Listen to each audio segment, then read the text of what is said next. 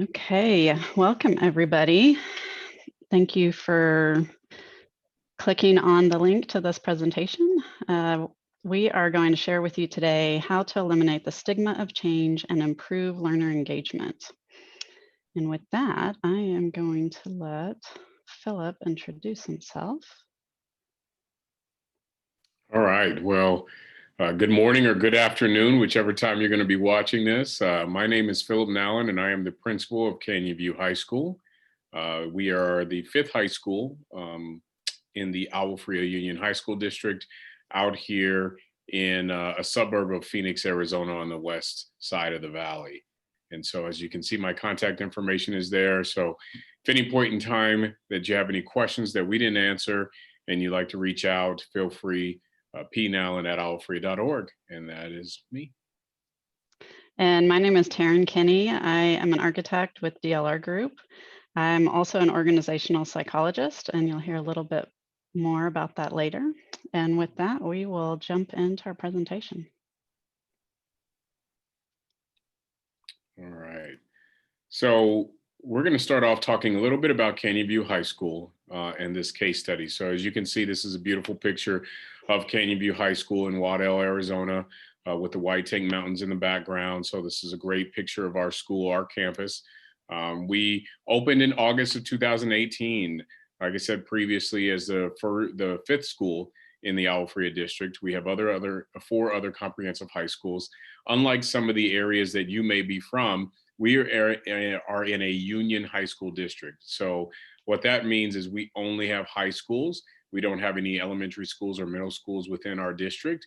We actually have two feeder districts that actually feed students into our high school district. They're both K-8 districts. So they have students kindergarten through 8th grade, and they feed right here into the Agua Fria district. We were built with a capacity of about 1,800 students on 60 acres. As you can see some of the stats below with the project cost, number of stories, and area and square footage. What that doesn't include is the outdoor square footage. So even though there's 237,000 square feet of indoor square footage, we also have almost an additional close to 100,000 square feet of additional square footage throughout the building and throughout the campus that can be used for additional learning spaces. And we'll talk about that a little bit more as we get through our presentation. We are currently at 1,456 students with a max. We were built for 1,800 students, but we'll be over capacity next year, and we have a waiting list. We are a comprehensive public school, not a charter school, and so we do serve the community in which surrounds us.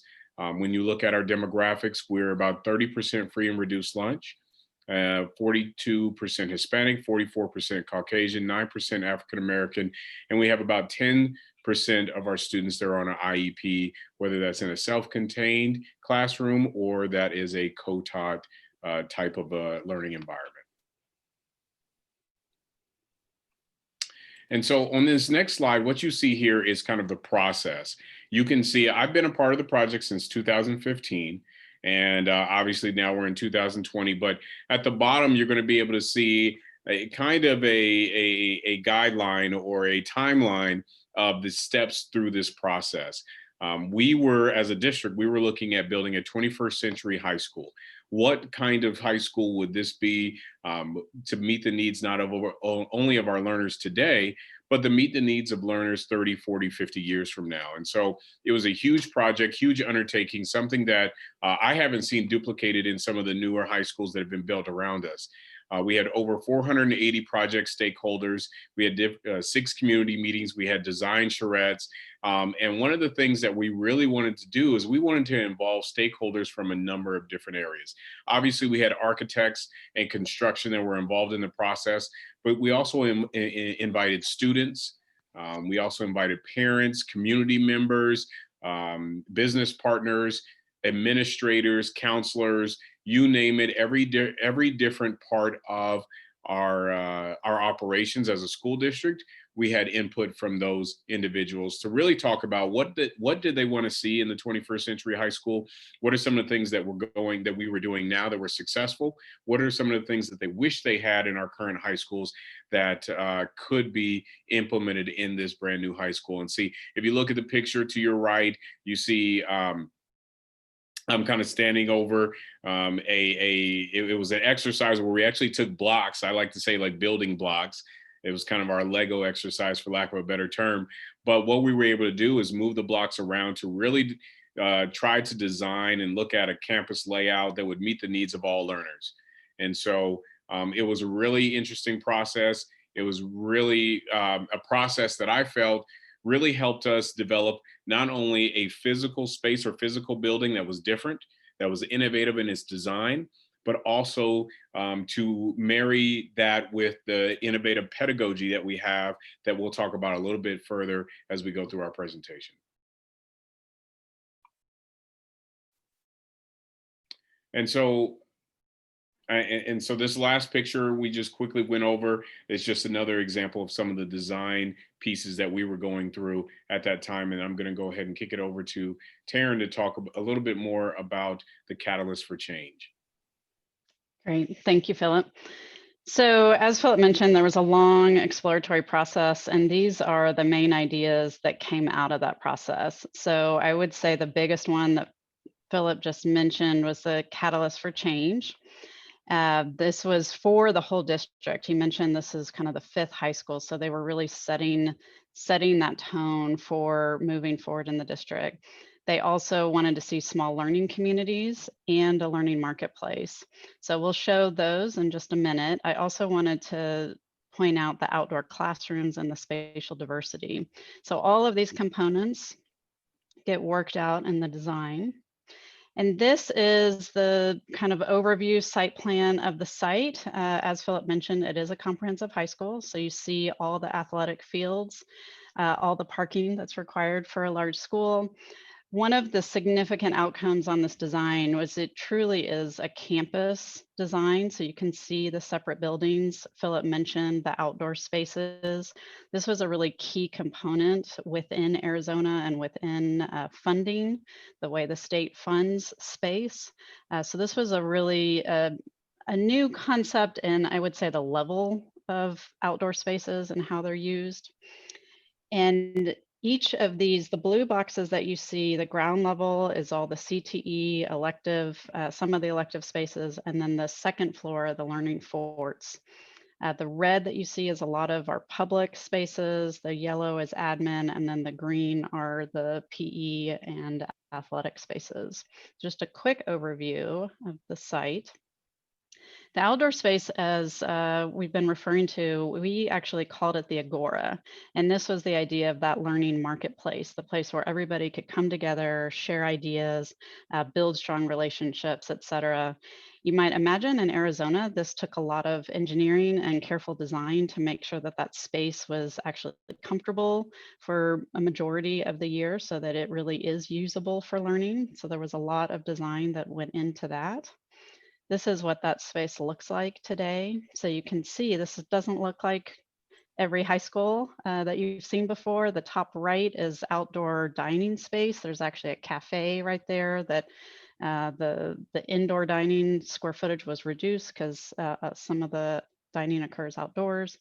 The learning stair you see on the bottom right, we'll talk about a little bit more as we move forward.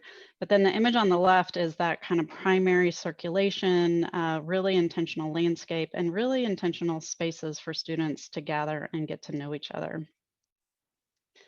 And with that, I'll let Philip talk about the learning forts. So when we look at some of the smaller learning communities, or otherwise known as forts, first I want to define why we called it forts. So one of the reasons why we called it forts is because when you go back to when you were a kid and you think about how you took chairs and pillows and blankets and all those types of things and you created a quote unquote fort in your living room for you to play underneath, it was something that was creative. It was something where you took pieces that don't necessarily always go together to create something new. And so that same idea is embedded in the small learning communities called forts here at Canyon View High School. We have 4 academic forts.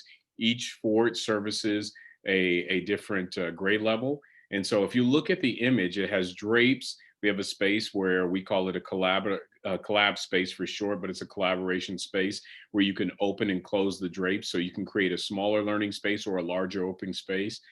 We have operable partitions that you see. There's two learning labs that we have. We also don't call our classrooms classrooms, we call them learning labs to try to emphasize the term learning.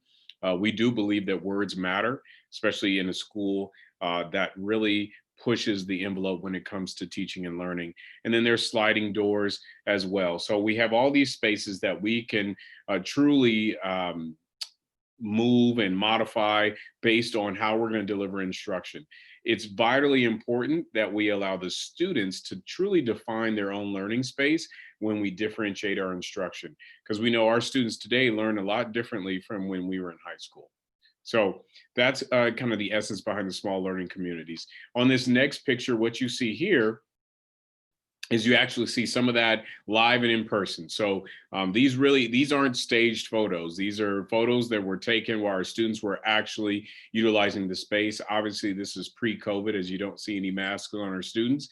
But you can see that the operable doors and the partitions and some of the movable curtains that we talked about, or the drapes that we talked about, you can see that all the furniture is on wheels with the exception of the science space.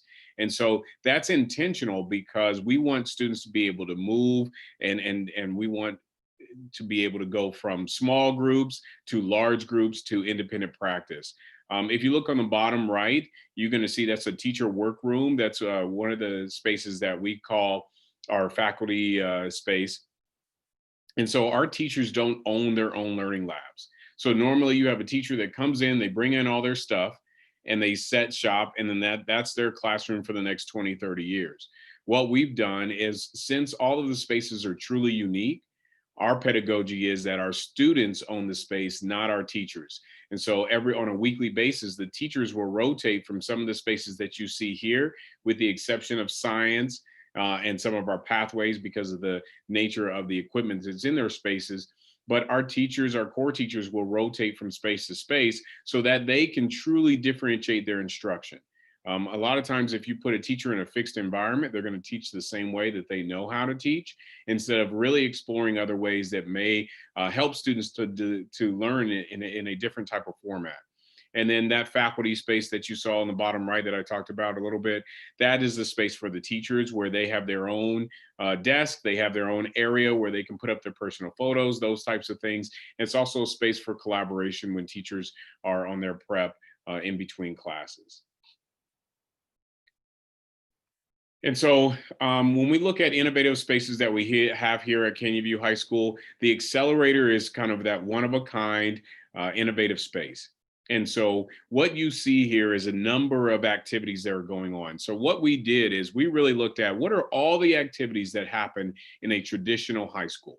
What are all the community activities that happen, or how will the community truly access the school? So we had a community member that was on our as a part of our design charrette, and one of the things that they said is when community members pass a bond, right, to build brand new spaces, one of the issues that they have is they help pay for the building, or they help raise funds for the building, but they don't truly get to access the building outside of an athletic event or a theater performance.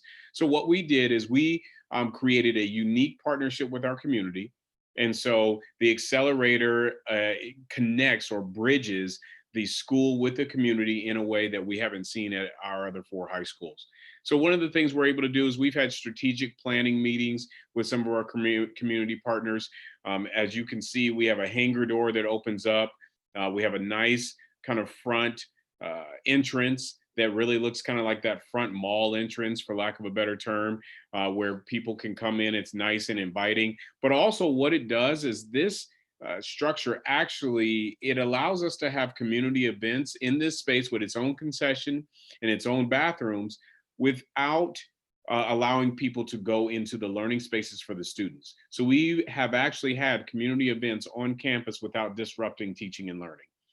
To your right, you're going to see that's our Performing Arts Center. So obviously it operates like a normal performing arts center for theater performances. But what we've been able to do is in the back, you have the stands in the back actually collapse and can move into the white box area, which is the area right here in the middle, and those stands can go back and forth. So we can actually create an additional theater space in the white box, or we can have a full functioning theater space in our Performing Arts Center.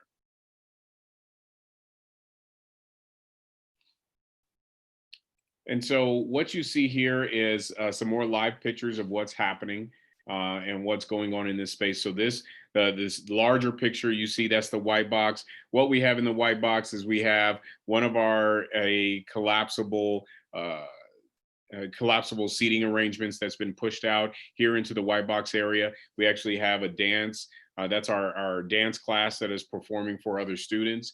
You can see that the hangar door is open, so it creates that indoor-outdoor flow. And then additionally, you'll see our learning stair, that orange learning stair, which you saw in the previous picture and you see in this picture, that we use that. Students use that for lunch.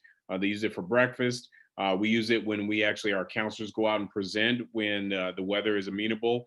And so it's a really flexible space that we can do guest speakers and so on and so forth. And then last but not least, you can see to your left of that big picture is these large actually lights and sound, and they move. And so that tower actually moves, and we can move it and arrange it so we can actually have music and activities here in the white box area and the outdoor space. And that's really something that we don't have at our other high schools, where we can truly use that space for teaching and learning or for after school events.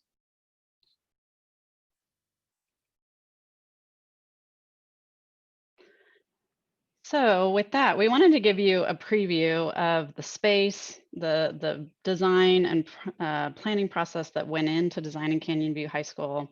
But now we're going to back up a little bit and really talk to you about what happened in between the design process and moving into the building. So you've seen that there were lots of new space types in Canyon View. There was a very strong vision on seeing new kinds of pedagogies, new types of teaching and learning. However, we oftentimes, in my experience, but in lots of others out there that are watching this, I'm sure, we oftentimes see a disconnect between the desired teaching and learning, the vision around teaching and learning, and then the implementation of that once folks move into the space. So what you see at the top of the page are actual schools that were designed for one vision, but really ended up not being used that way for a number of reasons, which we can talk about as we move forward. And this is something that we see quite a bit. So we have actually developed a process here at DLR Group that we call BOLD. And it's really a facility activation service, if you will. So much like when somebody moves into a new building and they get handed the manual and they get trained on how to use the new HVAC system and the new fancy lighting controls that they have, this is a facility activation for educators and for the people that are actually running the school, like Philip. And why, you might say, why is an architecture firm doing this? Well, this is really something that we believe very strongly in. We believe educators and learners both deserve the best environment to try new experiences. That's what we call learning, trying new experiences, building their skills, contributing to their communities. But ultimately, we want each and every individual that enters a DLR Group building to find individual fulfillment. This is a lofty goal, but it's something we believe very strongly about, and it's why we come to work every day. And we formed this group because of this statistic. We see schools all over the country working really hard to move towards more student-centric learning, but we also know based on research that 70% of change efforts fail. So how can we help our clients with this challenge of overcoming change? The title of the session today. So what is BOLD? It really is about bridging isolated departments. We all know that there are silos in all sorts of organizations. Education is not unusual in that example. So first of all, we bridge across departments. We work on the organizational systems to make sure those are in place to support change. We help our educators define a new vision for learning, as you've already heard about from Philip. And then we align the environmental design to support that learning model. So all of this together is BOLD. And we have an interdisciplinary team that does this. So it's not all architects. We couldn't do this with all architects. That wouldn't really be appropriate or make sense. We wouldn't have the expertise. We have educators on our team. More importantly, we have educators that have transformed learning, teaching and learning in their districts and their campuses before they came to work for DLR Group. We also have Rachel French, which is a PhD researcher specifically looking at how teachers transition into new innovative learning environments and really transition their behaviors. And then there's me. I have the organizational psychology side. So we'll talk about that as we move through the steps here. So some takeaways, some tools for you guys to kind of bring back to your own projects. This is a formula from social psychology, and it really kind of lays out what you need to overcome the cost of change. So it really is these three parts that you see, the D, the V, and the P. So the first one, the D, is really helping your community, your stakeholders understand what's wrong with the status quo. Why do we need to change? This is kind of setting that why at the very beginning. You heard about the process that Canyon went through. So this was part of that process, is really understanding what's working, what's not working, why is it worth changing. The next step is really creating the strong vision. I'm going to let Philip just talk briefly about this because he is all about the vision. Yes. And so, we talked about it, as Taryn talked about, she talked about, eliminating the stigma of change, right? And going through this change process and what that looks like. And so vision is a big piece to this. And so when we talk about vision and when I talk to other educators, I really talk about what are the programs? What are you going to do with your school? And what are the programs that you're going to do? But it's important to understand that it's people over those programs. You're using those programs as what's going to assist you in trying to drive towards what's best for teaching and learning. So if you look here, you see there's a lot of really colorful circles. Some of these acronyms may be foreign to you, but I'm going to talk about a couple of our programs, couple of the things that we do that are aligned with our pedagogy and how we're trying to change education differently than what you see at a lot of our high schools in our district. So first thing I'm going to talk about is the no bells. So this is not something that is unique to just Canyon View High School. There's a number of schools across the nation that do this. What's unique to Canyon View High School is that we are one of the only schools that combines everything that you see on this page in one school. So we don't have any bells. We believe that I lied. We have two bells. We have a bell to start the day and a bell to end the day. But during the day, we don't have any bells. If you're not in education, more than likely your day is not run by bells. You have to learn how to manage your time, manage your lunch, manage your bathroom breaks, manage what you do with your projects. It's the same thing for our students. They have 6 classes that they have to go to. There is a schedule. However, we don't believe that bells should run our day, that students need to be responsible for what time and where they need to go and being there at an appropriate amount of time, because that's going to help them when they leave us and go to higher education or into the workforce. We talked about teacher rotations and the emphasis on this being the student space, not the teacher space. We have tons of outdoor learning. I talked about that a little bit, 90 to 100,000 square feet of outdoor learning opportunities where we allow and encourage our teachers to take our classes out to the campus. The entire campus is a learning lab. It's an opportunity to learn. And so some of our programs that really utilize technology also utilize the spaces around us. And I'm going to talk about that as well. We are a CTE pathway school. We have 6 different career pathways that are in the CTE. And then we have the arts pathways like art, band, choir, theater and dance. But in our CTE pathways, we have 6 distinct pathways. We have graphic design, film and TV, marketing, We have agricultural sciences. So we have a barn and a greenhouse on campus. We also have an ag shop. We also have STEM, our coding and computer programming. And so our students start off in a STEM class that shows them low level coding, and then they go to the next level of computer science. And then last but not least, we have our health sciences. So our health sciences is actually one of our most popular pathways.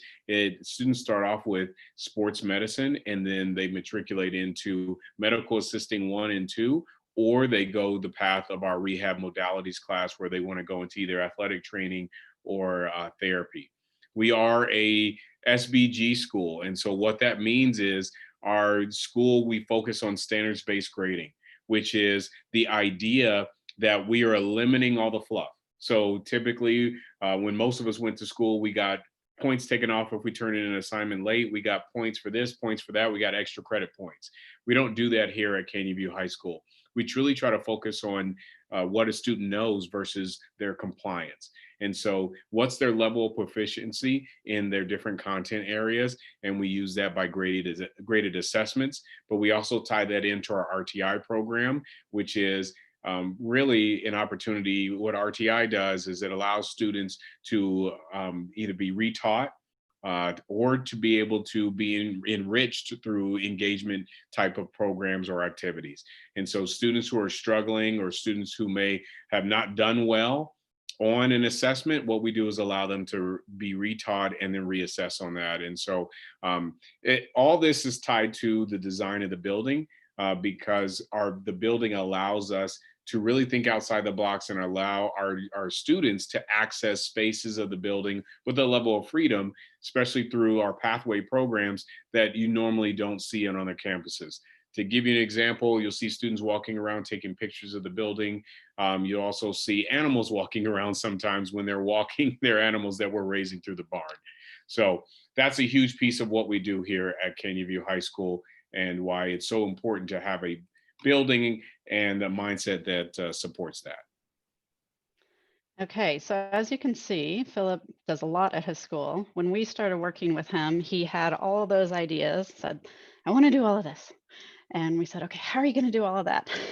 and he's like, well, and so what we did is we brought that process to really get him from the idea stage when he had just hired his initial leadership staff for his school through the third year that he's in right now.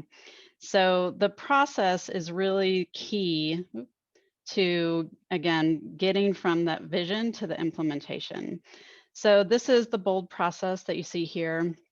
It's 5 steps, and it is based on an organizational development framework. So I've mentioned a couple times I did a graduate degree in organizational psychology. So this is really pulling in the research of how do good organizations function? What are all the parts and pieces that need to be in place to make sure that happens?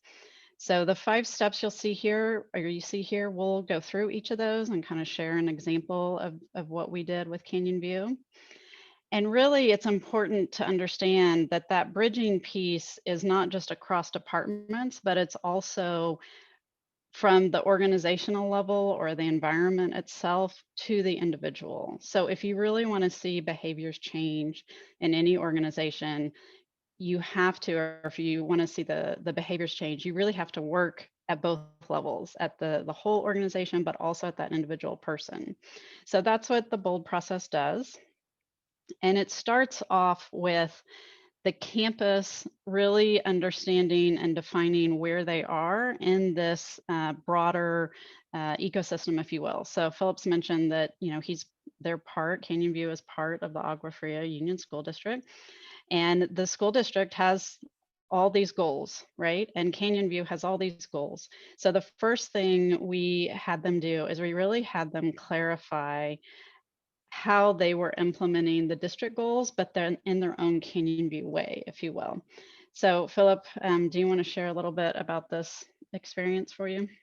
Absolutely. So if you look on the left, you see that there's these little cards, and each card has a descriptor at the bottom.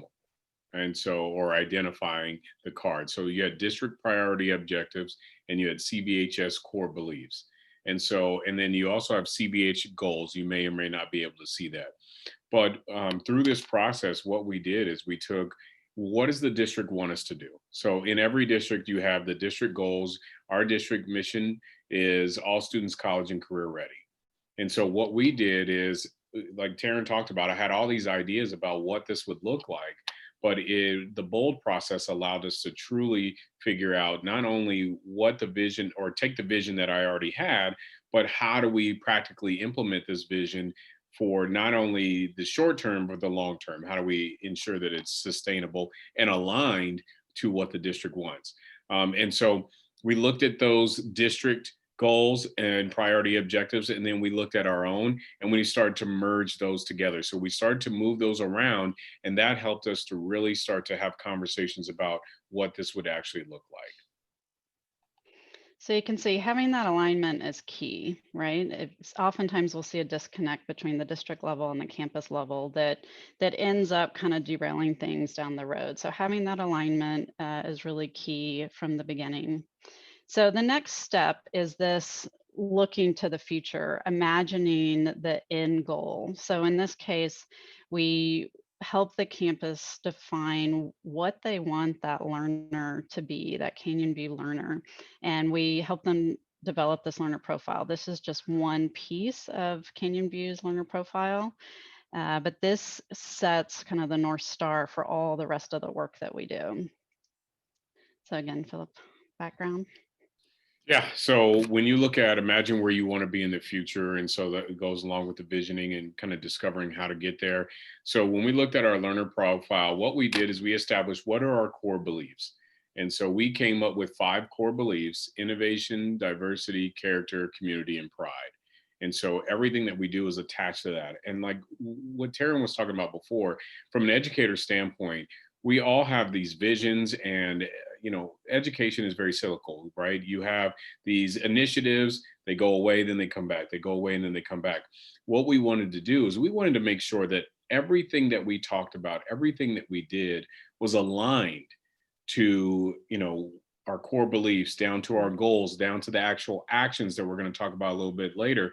But we wanted to make sure everything was aligned. So innovation was key to who we were, because we wanted to ensure that our expectations for what the building is and what the building has been designed to do, there was some follow through, not only by myself and my administrative team, but by the inhabitants, the students and the teachers.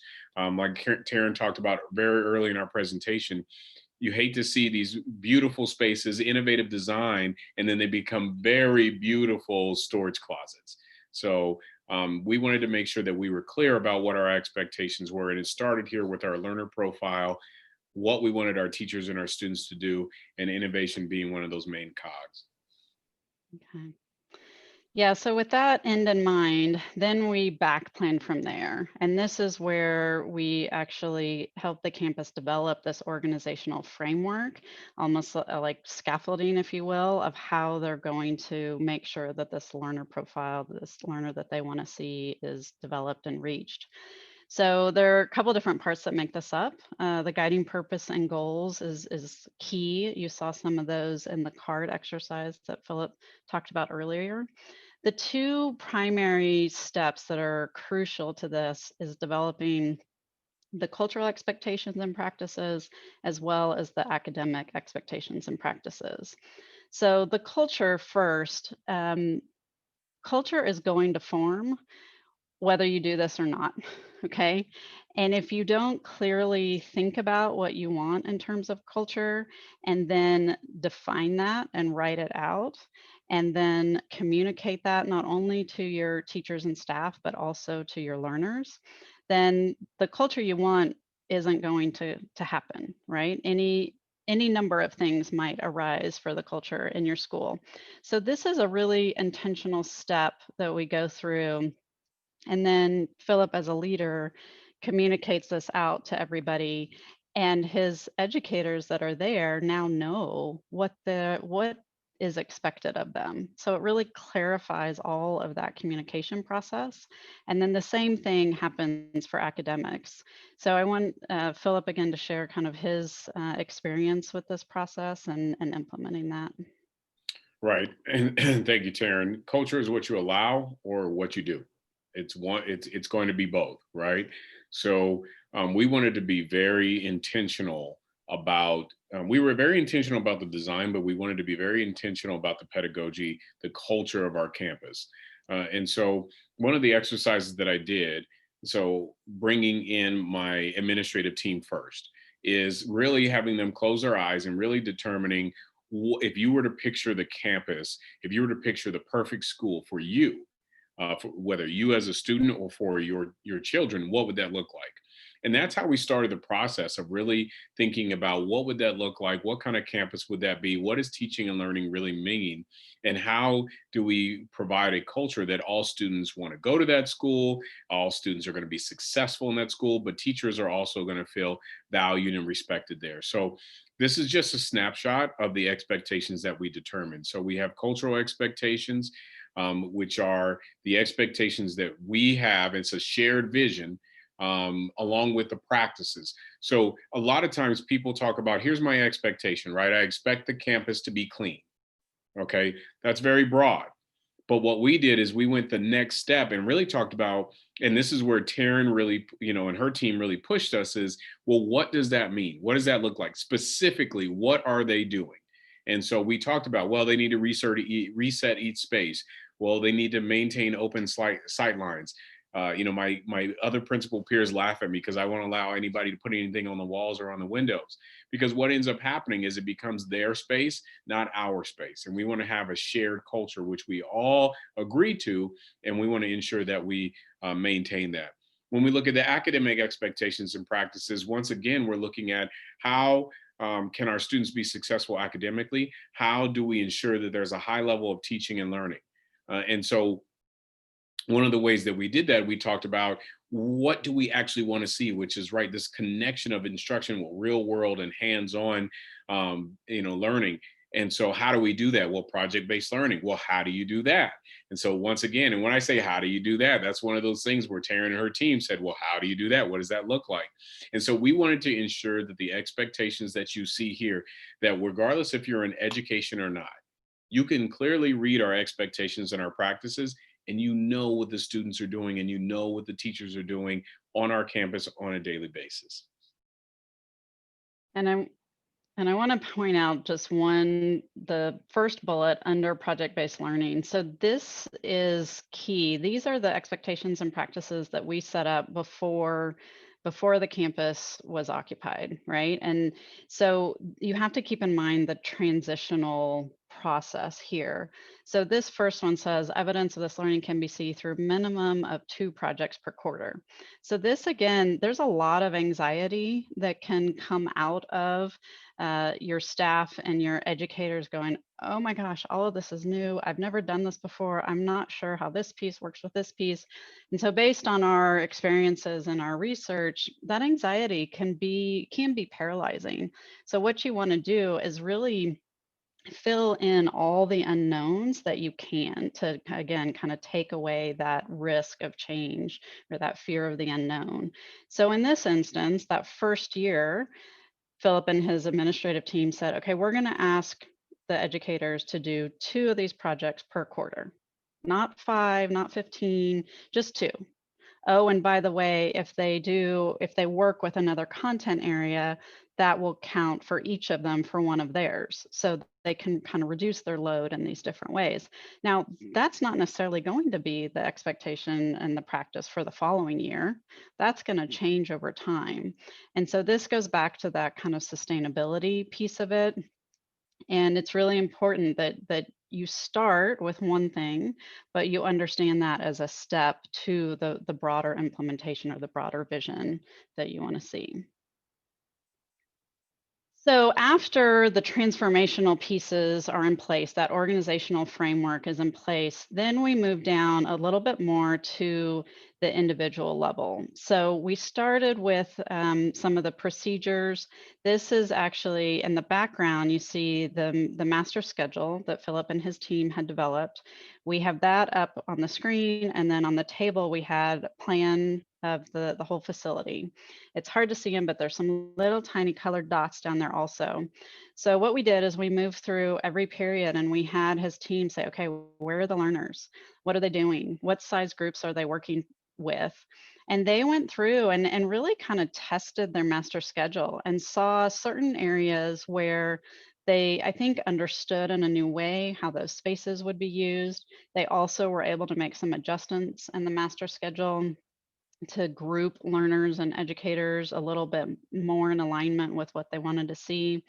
They also, and this is a really important step, because they only were opening the building with freshmen, we went through and asked them to identify what parts of the buildings they weren't going to open, right? So this is really key with these types of spaces.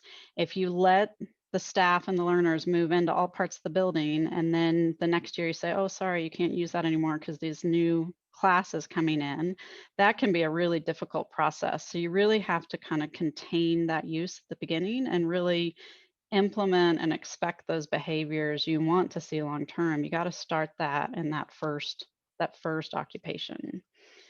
So anything on this piece, Philip, that you want to share? No, absolutely. This was actually one of the funnest activities and frustrating activities that we went through because of the challenging piece, because you had to change your mindset. And I know I've said that before in here, but if there's any educators watching this, as an educator, you have to throw away this fixed mindset of how things used to be or how we've always ran a school. And you really have to go into a growth mindset and start to think about how can we run a school a little bit differently? Can we do our master schedule a little bit differently? How do we utilize the spaces? And so it was really, really important for us to go through this activity because we were able to truly lay the groundwork, not just for year one, but also year two, year three, and year four. And so as a result, my mindset has changed as an educator where I'm always thinking, yeah, I'm thinking about today, but I'm also thinking about a year or two in advance. What is my student population going to look like? What's my enrollment? What does the master schedule look like a year in advance? So that we can ensure that everything that we do before are setting up the building blocks for what the outcomes we want later on down the road. So if I want my kids to graduate at this level and go and have these opportunities from post-secondary education, well, what are the building blocks and foundations that I need to do leading up to that? And if your master schedule actually has a large impact on that, and so that was something that was a byproduct of going through this process. Mhm. Yeah, thank you for that. So another piece that I'll just add is the procedures piece. Sometimes we work at the campus level. We start to set some of those policies with the administrative group, as you see here, but then taking that a couple steps down with the educators.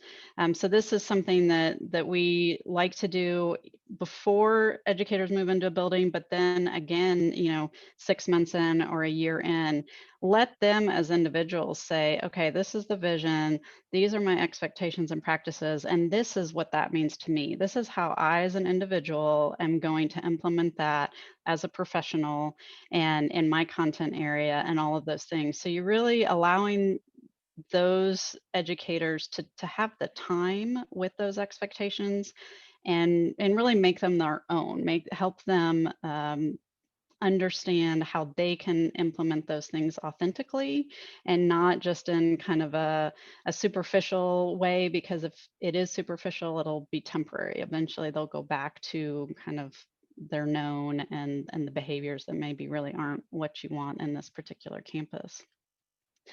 So with that, I wanted to share a little bit about the outcome, but I also wanted to mention, earlier I referenced this idea of facility activation. One thing that Canyon View and the Agua Fria Union School District did that was they had a lot of foresight in this area. They knew they were going to do something different. So they actually put money into the bond dollars for this facility activation. So this is where they said, we need to make sure that we get the capital, we get the return on investment for this capital investment. And they did. So we did some post-occupancy surveys. We actually did both on Canyon View. We did a pre-occupancy survey and a post. We have developed a tool called the Student Engagement Index and the Teacher Engagement Index. And these are some of the stats that came out of that. We have done this survey with over 7,000 students across the country. And the stats that came out of Canyon View, having gone through the BOLD process, really were much more positive in terms of the engagement indices that we've found. So you can see 91% of them felt that their classrooms supported movement. The shared spaces were used much more than in our other schools. So again, going back to the kind of return on investment piece, that's huge. The students believed that they had more choice and that ties into student engagement. And last but not least, they felt that their school valued collaboration the most. And this is where I'm just going to real quickly show you kind of a pre and a post. So these are all students, as Philip mentioned earlier. They came from different school districts because he's only in a high school district. So they came from a variety of middle schools, but they were the more traditional double loaded corridor like you see above. So one of the things we found in our student engagement index was that what the students believed their schools valued tied directly to their levels of engagement. So as you can see on the students felt like their previous schools, their middle schools, really valued testing as the highest thing. Well, as you might imagine, that doesn't correlate very highly with student engagement. And in the post-occupancy that you see on the right, this is Canyon View students, and this was actually data from freshman year, but in the second semester, testing went all the way down to the bottom. Collaboration jumped up to the top in the post. The other one that I like to point out is that creativity was at the bottom in the pre, and it jumped to kind of the middle of the road there on the right. So it really, and the research showed us that in the schools where the students believe that collaboration, creativity, critical thinking, what you hear of as the 3 C's, 6 C's, however many C's you want to count today, if they believe those are valued, that really ties with student engagement. And student engagement is also shown through research to tie to better learning outcomes. So again, there's a lot of change between the pre and the post. It's an indication of the design, it's an indication of the BOLD work. It's a huge endorsement of the work that Philip and his team and all of his staff are doing. So I just want to point out that this is a really healthy school from a mental wellness, physical wellness, high expectations, all of those things. And the credit really is correlated to a lot of different aspects here. With that, we wanted to take a moment and share a video. And let me see here. I'm going to switch over to YouTube real quick.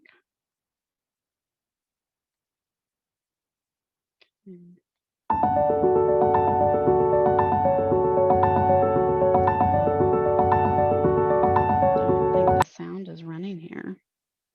Hold on one second. See if I can fix that. Try this again.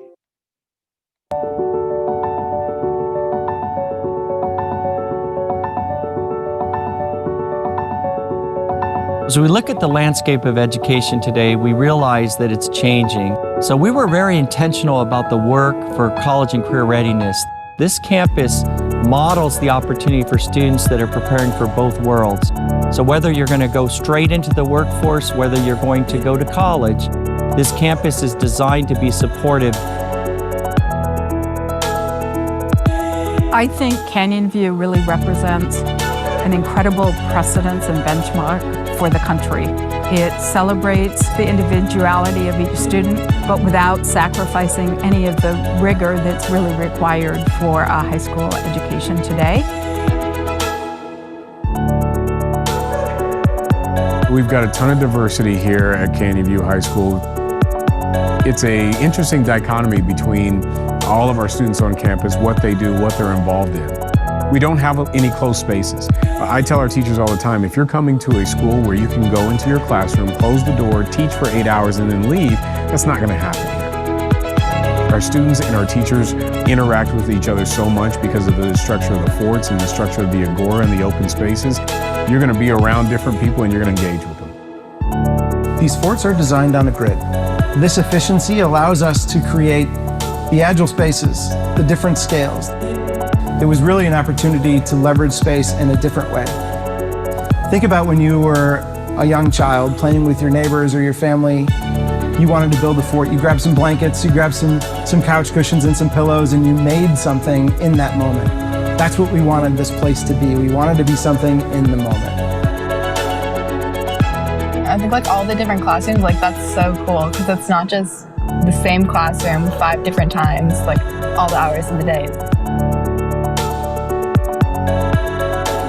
If you think about this project and you think about the infusion of technology, if you think about the learning spaces and the research that went into that, if you really begin to think about the depth of how this is sustainable into the future, you begin to understand that this project is unique and it's innovative and it really is something that's going to change the way that we teach. We are a STEM-focused school, so we try to really integrate the engineering design process through all of our instruction. And so our teachers have really grabbed a hold of that. They've grabbed a hold of the building and the flexible ways that they can deliver instruction. They've been amazing in just finding different ways to really deliver the information to the students in a non-traditional format. I taught in a traditional classroom setting for the last 8 years, and coming to Canyon View, I was a little nervous, I will admit, because I knew that I would have to give up that power of being able to go into a classroom, close my door. This is a student-centered environment, and that's what I wanted as a teacher. It's an environment of gratitude, and when you work in an environment like that, you feel happy to come to work. I wake up happy to come to work. Throughout the course of the design, as we were working through the scope of the project, we were challenged collectively as a team to keep raising the bar. We're super proud of the product that's been produced. This is a tremendous value to the community. Environmental stewardship has been a priority for the district for well over a decade. And the district was not interested in having a plaque on the wall. They were interested in finding something that is customized to their priorities and their values. Leveraging this unique climate to new levels, we were tasked with creating space outside that could be leveraged for education. The Agora is really simply the tie that binds, and it works because of high-performance design. We spend a lot of time coming up with a building that we think is super cool to look at, but it's also comfortable and it's functional. And the energy savings works for us and allows us to put more money into the teaching and learning. This process was about planning for a vision. That vision became architecture and now transcends a simple collection of spaces. This place is Canyon View High School. The one thing I'm confident about, this is the future of education.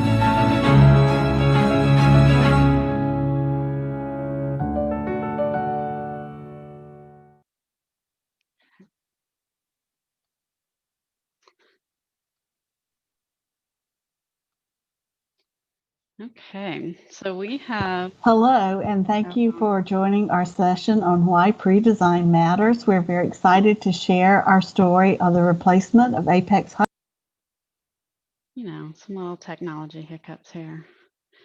Okay, so we have reached the end of our presentation today. The video was kind of the highlight to help you understand, again, the spaces, but also the behaviors that you're seeing within there. Philip, was there anything you wanted to share as kind of the closing of this? Yeah, no, I think one of the things, there's a couple things I want to highlight. Number one, there's 3 words that I really want to highlight that were from the previous slides that Taryn talked about that Bold helped us achieve, which was movement, choice, and collaboration. And so the ability for students to move throughout the building is one of the things that our students say they love most about Canyon View is that they don't feel restricted to just one space, to just one learning model. And that's important because students like to have, they like to have consistency, but variety within that consistency. To have the ability for choice, student voice and choice is truly important. You'll see some of the best high schools in the nation have that. We're blessed to have that opportunity to do that. And we believe that through the BOLD process, that helped us to achieve that voice and choice that we want. And then last but not least is collaboration. Is truly, and even in a COVID world and a post-COVID world, we still have to allow for students to collaborate. We can do it safely with all the safety precautions in place. But we really, that's one of the most important pieces, that students have the opportunity to collaborate because that's what the real world is asking them to do. But also our adults have that opportunity. So many of our teachers that have come from other schools say they couldn't see themselves teaching anywhere else because of the level of collaboration that not only is required here, but allowed here in a variety of different ways, whether that's collaborating on instruction or just simple human collaboration with ideas and thoughts, and knowing that they're in a safe place where they can really try to do things that benefit kids and not feel restricted to do that. So my last thing that I like to say for you guys is this, is that I really would like to challenge both the educators and the designers in the room. Come together and truly create a learning space, whether it's a brand new high school, brand new school, any level, or if you're looking at redoing or reinventing a existing school that's 50, 60, 70 years old. Get together as educators and designers and truly look at what's best for students, what's best for kids, and let's stop this creating boxes and then trying to force what's going on in those boxes. Let's really look at how do we create a space that is going to be aligned with the pedagogy and move our students and education in itself forward. So I appreciate you guys. I appreciate your time, and just really excited to see what the future has for Canyon View High School, and really appreciative of the work that Taryn and her team through BOLD has allowed us to do and allowed us to really achieve the goals that we've set for ourselves to this point. Absolutely. So you can see that Philip is very passionate about what he does. He's hired a passionate group of individuals. It is an absolute honor for us to get to work with educators like this. We see passionate educators all over the country and in other countries as well, trying to do what's best for learners and not always having the support and the maybe the experience and kind of other resources to be able to fulfill, that dream that they have. So we really are just there to be an ear, to be a coach, to really kind of fill in the gaps and say, hey, here's this organizational structure. Marilyn and Emily can say, hey, when I opened my campuses, I did this. This is really important to think about. You really need to talk to your educators about this thing at this point in time. So just putting all those parts and pieces together, and as Philip said, working as a team to really do what's best for learners, for every learner, no matter what community you're in. That's what we're here for. You can hear that we're both very passionate about this. So when it works, and we can really do amazing things for learners all over the place. So thank you for joining us. If you have any questions or want to know more, feel free to reach out to Philip or myself. Our emails are on the screen. And with that, we hope you have a great rest of your A4LE conference. Thank you, everybody.